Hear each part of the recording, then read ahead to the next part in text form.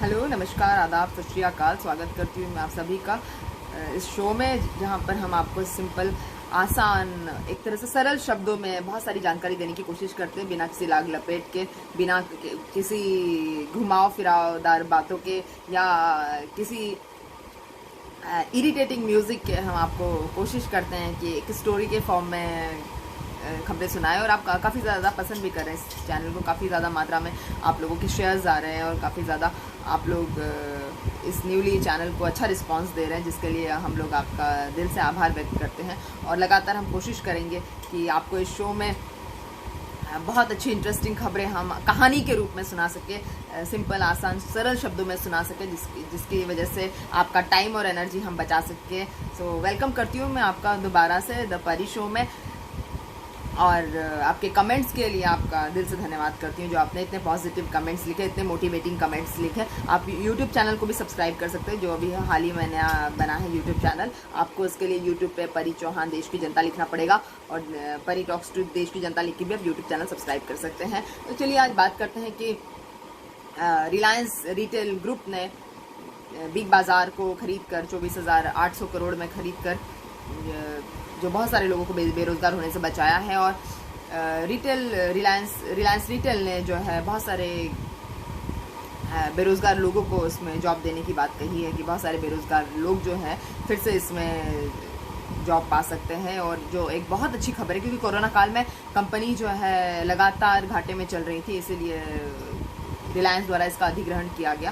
तो सुनने वाली बात है कि जो हज़ारों करोड़ों के कर्ज में डूबी हुई कंपनी थी, वो कहीं एक किनारे लग गई और एक सेफ हैंड्स में पहुंच गई है, जो अपने आप में बहुत अच्छी बात है।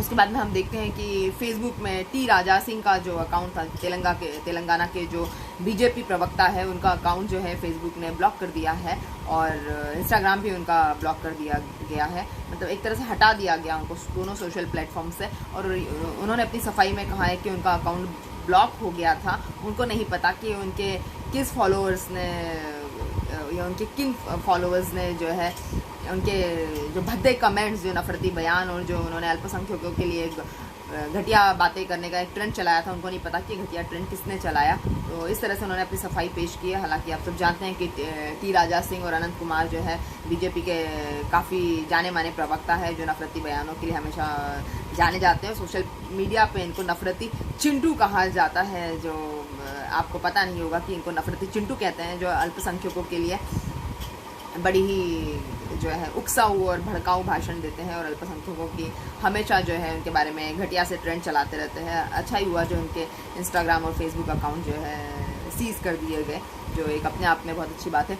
आज़ादी के बाद में हमने शिक्षा में तो अच्छी फीसदी का बढ़ावा किया है हमने। जैसे हम जब आज़ाद हुए तो हमारी जो जनसंख्या थी, टोटल इंडिया की पॉपुलेशन जो थी, वो 34 करोड़ थी, और जिसमें 12% लोग ही शिक्षित थे। करीब बताते हैं कि 4 करोड़ लोग जो है अच्छी शिक्षा प्राप्त कर चुके थे, और 4 करोड़ के बाद में जितने लोग थे वो पूरी तरह से अशिक्षित थे। लेकिन आज जब हम आज़ादी के 74 साल के बाद में देखते हैं, तो लगातार शिक्षा का जो मापदंड है, शिक्षा का जो स्तर है, वो बढ़ा है। आज हम 74% ज़्यादा पढ़े लिखे हैं, लेकिन फिर भी हमारे जो 26% जो हमारे अनपढ़ भाई बहन हैं, जो मजदूरी करके अपना पेट पालते हैं, जिनको कोविड के समय बहुत ज़्यादा मुसीबतों का सामना करना पड़ा, उनके लिए सरकार कुछ सोचती नहीं है। उनके एक स्थायी आवास के लिए हमारे पास में जगह नहीं है। उनके आवास, उनका स्थायी जो नौकरी रोजगार है, उसको लेके बहुत सारी खबरें सामने आती है, और सरकार इनके बारे में बिल्कुल ध्यान नहीं देना चाहती है। सुप्रीम कोर्ट से आदेश आया है आज की दिल्ली में 48,000 झुग्गी झोपड़ियों का हटा दिया जाएगा, और जो एक फिर से कोरोना संकट में इन लोगों के लिए एक बहुत ही दुखदायी खबर है, क्योंकि बहुत समय बाद जब लॉकडाउन खुला है 5 अगस्त को, तो बहुत सारे लोग जो है अपने होम टाउन से वापस दिल्ली लौटे थे, और वापस दिल्ली लौट के वो अपने जो भी डोमेस्टिक वर्क्स हो, जो भी हाउस होल्ड वर्क्स हो, जो भी मजदूरी के कामों में वापस लौटे थे। लेकिन फिर से जब उनकी 50,000 झुग्गी झोपड़ियाँ हटा दी जाएगी, तो फिर से वो लोग बेरोज़गार और एक अस्थायित्व का सामना करेंगे, जिसके बारे में सरकार बात करने को तैयार नहीं है। कोविड काल की वजह से भी देश की जनता प्रधानमंत्री जी से सीधी बात करना चाहती है, क्योंकि प्रधानमंत्री जी के चेहरे पर ही जो है पूरे बहुमत से हमने देश की देश की सरकार को बनाया था। पूर्ण बहुमत के साथ में हमने सरकार को जो है एक तरह से 100% में इलेक्ट किया था। लेकिन अब जब सरकार इलेक्ट हो गई है तो प्रधानमंत्री जी जो है बात नहीं करना चाहते। प्रधानमंत्री जी किसी भी मुद्दे पे बात नहीं करना चाहते और ना एक नोटिस बोर्ड की तरह उन्होंने देश की जनता को आदेश देना ही सीखा है 6 सालों में। वो कभी टू वे कम्युनिकेशन नहीं करना चाहते हैं। देश की जनता चाहती है कि गरीबों के लिए कोविड को लेकर जो है देश की जनता प्रधानमंत्री जी से एक प्रेस कॉन्फ्रेंस कर सके, जिसमें कई सारे जर्नलिस्ट सवाल पूछना चाहते हैं, मगर प्रधानमंत्री जी किसी भी एक भी प्रेस कॉन्फ्रेंस जो है 6 सालों में करने के लिए बाध्य नहीं है। ना ही वो विपक्ष के सवालों का जवाब देने के लिए अपने आप को बाध्य समझते हैं, जो एक तरह से लोकतंत्र की हत्या है और जो नागरिकों के अधिकारों की हत्या है। और स्वास्थ्य मंत्री हर्षवर्धन जी भी जो है सामने आके संवाद करने के लिए बड़े अनकंफर्टेबल महसूस करते हैं जब कोविड काल है। तो निर्मला सीतारमण जी भी कभी कभार प्रकट होती है और अर्थव्यवस्था की बिगड़ी हुई हालत पे एक्ट ऑफ गॉड बताती है, जो आप समझ सकते हैं कि हमारे संसद को, हमारी सबसे बड़ी पंचायत को और हमारी सबसे बड़ी न्याय व्यवस्था और लोकतांत्रिक व्यवस्था को हमारे देश के एक पतन की तरफ ले जाने का संकेत है, पूरा संकेत है।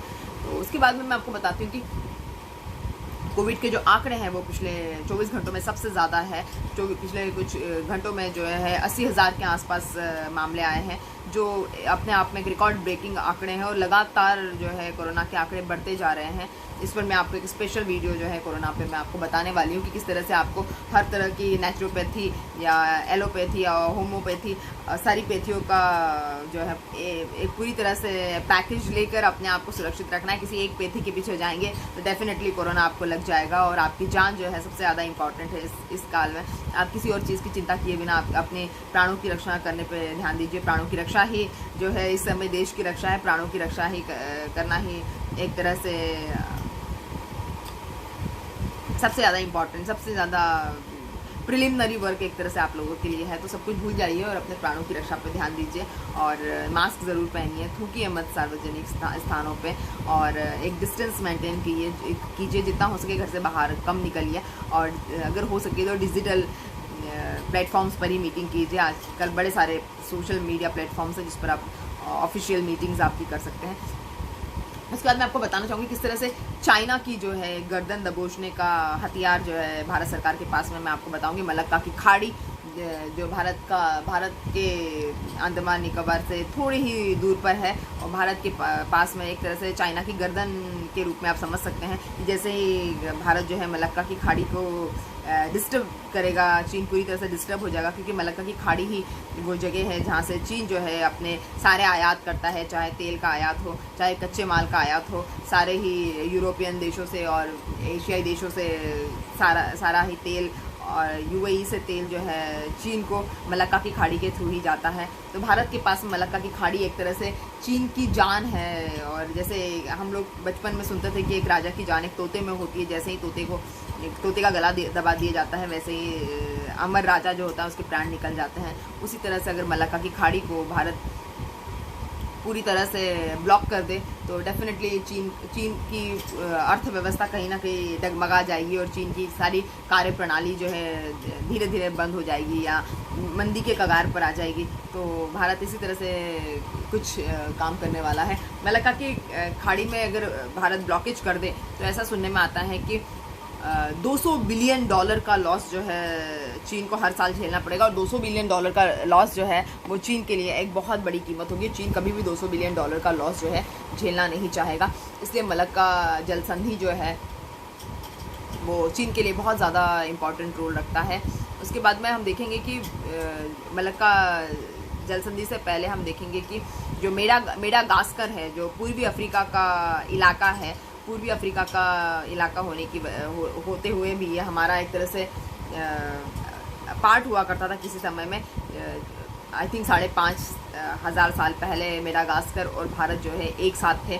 उसके बाद में जब बताते हैं कि 18.5 करोड़ साल पहले एक गोंडवाना करके एक सुपर कॉन्टिनेंट हुआ करता था, जिसके टूटने पर सारे ये कॉन्टिनेंट्स बने हैं। चीन और यूरोप और एशिया, ये सारे कॉन्टिनेंट्स बने। एक सुपर कॉन्टिनेंट था गोंडवाना करके और मेडागास्कर, चीन और भारत भी इसी की वजह से आया हुआ नतीजा है। और बताते हैं कि पूर्वी हिस्से में भारत और मेडागास्कर जो है जो है नीचे की तरफ चला गया और मलक्का की खाड़ी जो है उसकी लंबाई बताते हैं इस समय की 800 किलोमीटर की लंबाई में बताई जाती है। और ये जो है मलक्का की खाड़ी उसी समय पे जो है मेडागास्कर और भारत के अलग अलग होने पर मलक्का की खाड़ी बनी थी, और जो चीन की एक सप्लाई चेन मानी जाती है। तो ये 5,500 वर्ष पहले मलक्का की खाड़ी मेडागास्कर और भारत अलग अलग हुए थे और मलक्का की खाड़ी इसमें आ गई थी। मलक्का की खाड़ी वैसे देखा जाए तो इंडोनेशिया, सिंगापुर और मलेशिया के बीच में पड़ती है, और इसीलिए ये चीन के लिए व्यावसायिक दृष्टि से और भी अच्छा है, क्योंकि चीन कहीं ना कहीं मलेशिया, सिंगापुर और इंडोनेशिया से कनेक्टेड रहता है, साथ साथ हांगकांग से कनेक्ट होने में भी बहुत महत्वपूर्ण भूमिका निभाती है।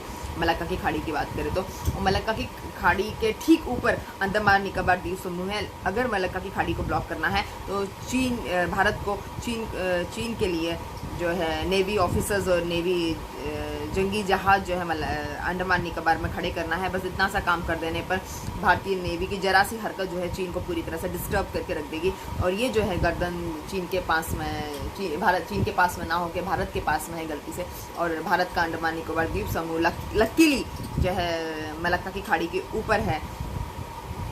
और पाकिस्तान की भी जो इंडिया का जो वॉर हुआ था पाकिस्तान के साथ में 73 में, उस समय भी जो पाकिस्तान की जो फूड सप्लाई थी वो यहीं से मलक्का की खाड़ी से आ रही थी, और भारत ने उसको ब्लॉक कर दिया था। तो इस समय भी इसी तरह की जो हरकत भारत के कर देने से चीन को $200 बिलियन का लॉस हो सकता है, जिसको देखते हुए चीन सतर्क हो गया है। और चीन ने अब थाईलैंड के साथ मिलकर क्राइसमस नहर का निर्माण करने की बात सोची। क्राइसमस नहर जो है बेल्ट एंड रोड इनिशिएटिव का एक प्रोजेक्ट है, और जिसमें चीन काफ़ी सारे पैसे लगाने के लिए तैयार है। ऐसा कहते हैं कि ये जो क्राइसमस नहर है ये करीब 120 किलोमीटर लंबी नहर है, और जिस नहर की वजह से जो है थाईलैंड काफ़ी समय से विचाराधीन है। और जब इस साल 4 सितंबर को नई सरकार का जो डिसीजन पास हुआ तो नई सरकार ने बताया है कि ये जो क्राइसमस नहर है इसमें चीन भले ही कितना भी ज़्यादा पैसा लगा दे, ये भी हिंद महासागर में ही पड़ती है। मलक्का की खाड़ी भी हिंद महासागर में पड़ती है, और हिंद महासागर क्योंकि हम भारत के लिए एक वरदान है, तो थाईलैंड भी इसी के पार्ट में आता है, हिंद महासागर में ही आता है। और थाईलैंड ने मना कर दिया है एक तरह से, और कहा है कि किसी भी तरह से वो चीन को कोई फ़ायदा नहीं पहुंचाना चाहता। उन्होंने कहा है कि इससे चीन की सरकार को ज़्यादा फ़ायदा होगा और थाईलैंड को कम फ़ायदा होगा, इसलिए वो क्राइसमस नहर बनाने में इंटरेस्टेड नहीं है।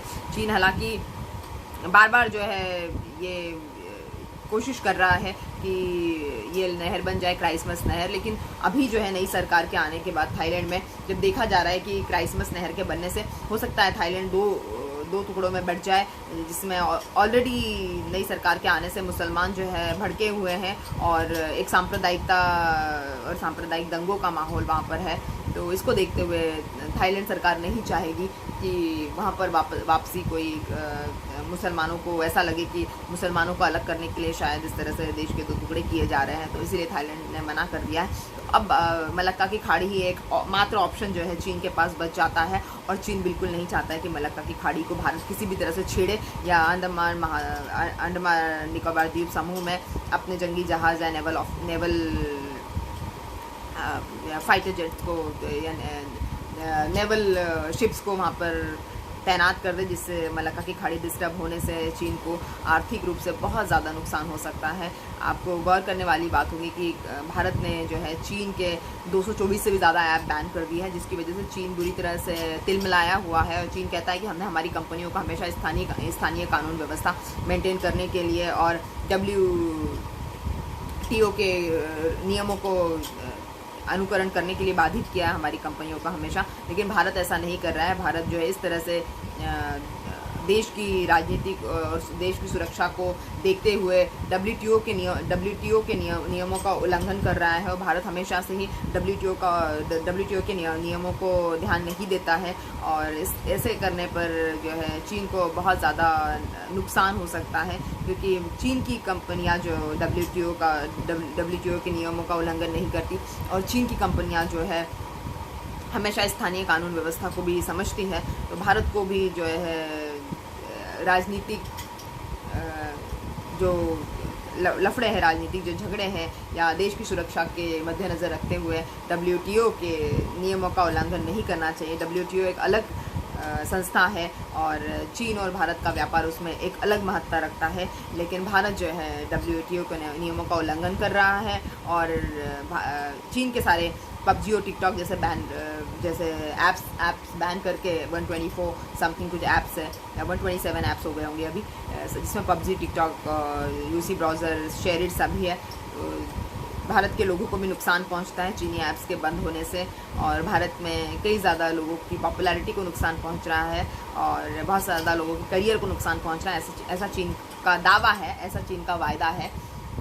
खैर, कहने की बातें हैं, लेकिन किसी ऐप के बंद पड़ने पर किसी कंपनी को खास फ़र्क नहीं पड़ता है, क्योंकि जब एक ऐप बंद होता है तो दूसरे कई सारे एप्लीकेशंस जो है उसके ऑप्शंस में आ जाते हैं, और ऐसे कई सारे ऑप्शंस जो है हमारे यहाँ की कंपनीज भी बनाने में जुटी हुई है। तो हमको चीन के एप्लीकेशन से या चीन की ऐसी खोखली धमकियों से डरने की बिल्कुल ज़रूरत नहीं है, और ना ही हमारी सरकार डर रही है। कोई भी हमारी सरकार की तरफ से ऐसा कोई नोटिस या इस तरह से हमारी सरकार की तरफ से ऐसा कोई फरमान नहीं आया है जिससे ऐसा लगता है कि भारत सरकार कहीं से भी चीन के एप्लीकेशंस पर डिपेंडेंट है, क्योंकि एक एप्लीकेशन बंद होता है तो 4 एप्लीकेशंस के ऑप्शंस हमारे पास में अवेलेबल हो सकते हैं। थोड़ा टाइम लगेगा, 2 से 6 महीने का टाइम लगेगा, लेकिन हमारे यहाँ पर जो IT डिपार्टमेंट है और हमारे यहाँ के जो IT कंपनीज़ है वो चीन से कहीं ज़्यादा अच्छा काम कर सकती है।